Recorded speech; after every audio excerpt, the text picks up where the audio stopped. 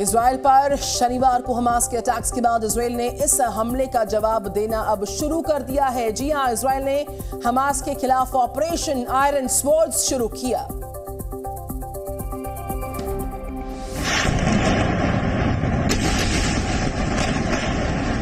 Hamas ने operation अल Aqsa flood के जरिए इजराइल पर बम बरसाए तो इजराइल ने ऑपरेशन आयरन स्वॉर्ड शुरू कर दिया।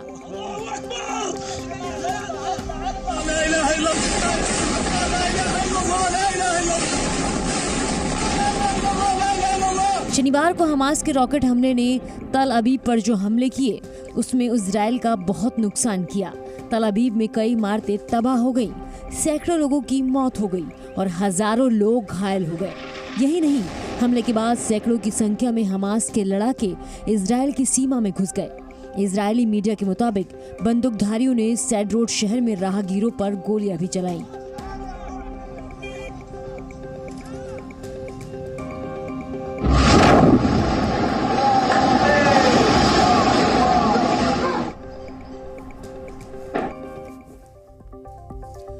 इजराइल पर अटैक्स के बीचों बीच हमास ने बॉर्डर पार करने के लिए बुलडोजर का इस्तेमाल किया तो जवाब में इजराइल ने बुलडोजर चलाकर हमास को करारा जवाब दिया।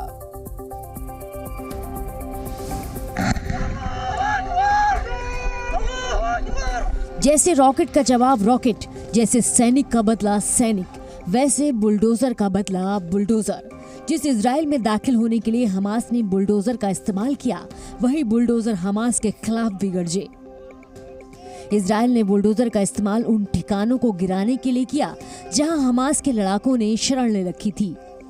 इजराइल ने एक एक कर उन सभी ठिकानों को ध्वस्त किया जहां हमास के लड़ाके छिपे हो सकते थे। दरअसल शनिवार को पहले तो हमास के लड़ाकों ने ऑपरेशन अल अक्स फ्लड के जरिए इजराइल पर ताबड़तोड़ रॉकेटों की बारिश कर दी, लेकिन जिस समय इजराइल का ध्यान इन रॉकेट हमलों की ओर था, उसी समय हमास के लड़ाके इजराइल के बॉर्डर को बुलडोजर से तहस नहस कर रहे थे।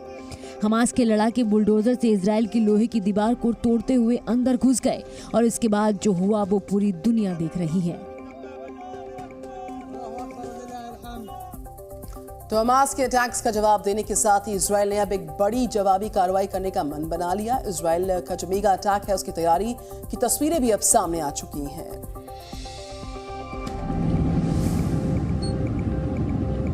1, 2, 3, 4, 5, 6, 7, 8, 9, 10 ये इजराइल के मेगा प्लान की वो छोटी सी तस्वीर है जो अब हमास पर होने वाला है। टैंकों को ले जा रही ट्रकों की ये कतार बता रही है कि इजराइल हमास से एक एक रॉकेट और उस हमले के जरिए गई एक एक जान का हिसाब लेगा।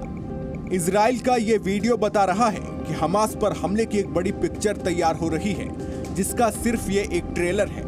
और शनिवार रात इजराइल ने इसका एक एक सीन हमास को दिखाया भी। एक के बाद एक इजराइल ने हमास पर लगातार रॉकेट दागकर उसे तहस नहस कर दिया।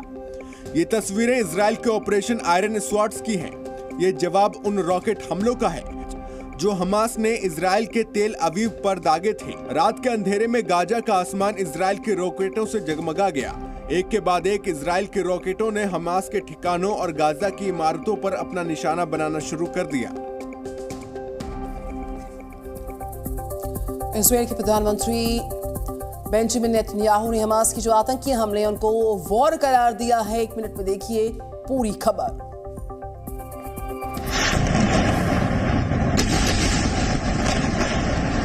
हमास ने ऑपरेशन अल अक्सा फ्लड के जरिए इजराइल पर बम बरसाए तो इजराइल ने ऑपरेशन आयरन स्वॉर्ड शुरू कर दिया।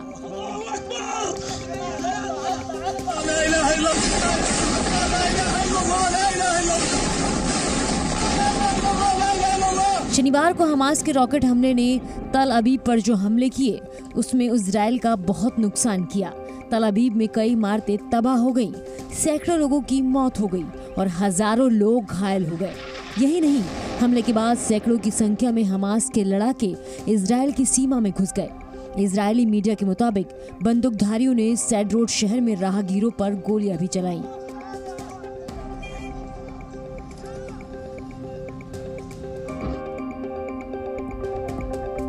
में इजराइल का समर्थन कर दिया। इजराइल के हालात को देखते हुए भारत ने अपने नागरिकों के लिए एडवाइजरी जारी की।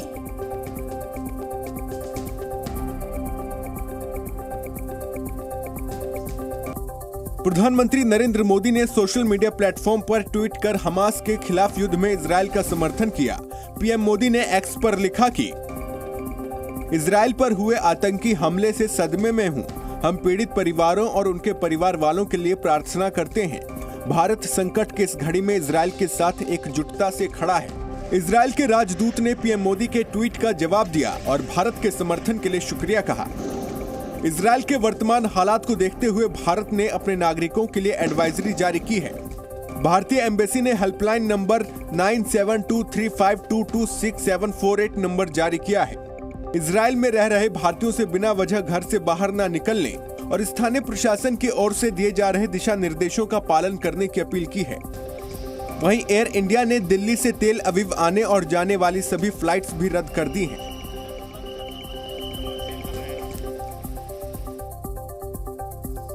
इजरायल के ऊपर हुए जो हमले हैं उनको लेकर अमेरिका की तरफ से जो लगातार प्रतिक्रियाएं वो काफी तीखी आई हैं। जो बाइडेन साफ तौर पर समर्थन कर रहे इजरायल का और हर संभव मदद देने का वादा किया गया।